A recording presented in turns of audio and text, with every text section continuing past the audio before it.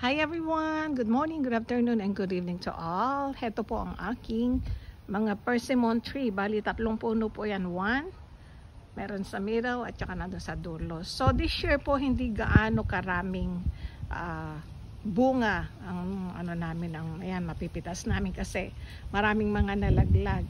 Ayan, nakapag-ani na po ako ng 3 hinog na. Ewan ko, bilis talaga nila mahinog ngayon. Ayan. Bunga.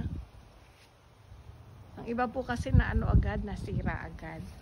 So sa other side wala na kasi mga na ano po, naputo lang mga sanga. Ito dito sa middle maraming bunga rito. Ayan po. So by next month maaani na yan. Mabilis mahinog ngayong year na to. Ayan, meron din dito sa ilalim. Marami po itong bunga tong sa second. Ito yung nasa middle. Ito yung hitik sa bunga. Pero may mga nabaling sanga rin po dito.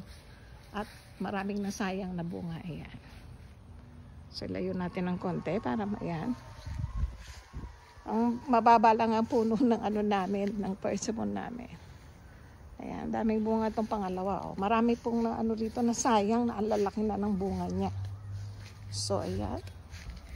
Ayan, tingnan nyo, oh, yung parang bigla minsan nabubulok na rin dito sa ano, sa sanga. So, tatanggalin ko na po yan para hindi madamay yung iba.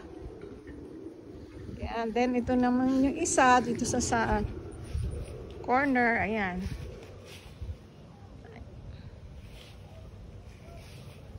Oh, may nahulog na bunga yun, oh.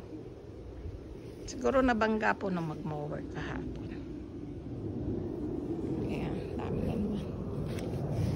Oh, lalagyan ng mga damo. Ayan. Kasi po may nag-mower po kahapon. Is it kahapon? The other day, Friday. I think Friday. Yeah. So, thank you for watching everyone.